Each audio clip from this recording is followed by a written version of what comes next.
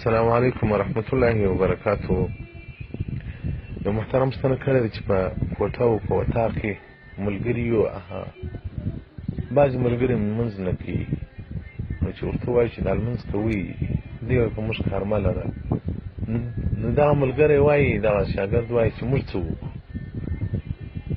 ایا زموږ غاړې خلاصې دي که نه دي خلاصې؟ محترم، امر بالمعروف نهي عن المنکر، په روا سره یې څوک امر کول او د ناروا څخه راګرځول دا د مؤمن مسلمان وجیبه ده.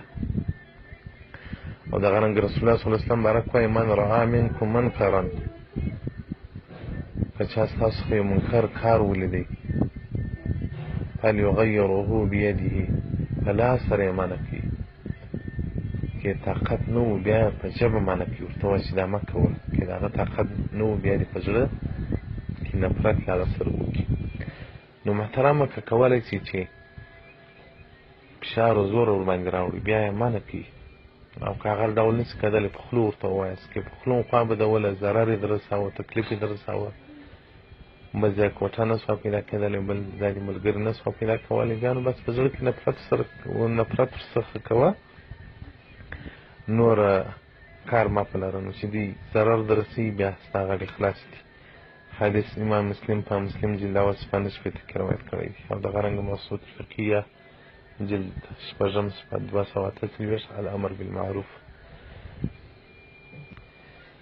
نو اول کوشش وکړي ترغیب ورکړي چې دا لمونځ یو ډېر نیک کار دی. که په هغه سره نه سوی کېدلی، ځکه اوس خو نو له زور کار هم د خلکو سره نشته، هغه د امیرانو د حکومتونو سره ده چې په زور یې څوک سم کړي. خو له بعده مرغه اوس اسلامي هېوادونه داسې شوي دي چې دیموکراسي د هر سړی خپل کار کولی شي، که بد کړي که ښه کړي. نو په خوله ورته ووایه که هغه د ویلو تاوان درته رسوه، بس دی الله ته پرېږده.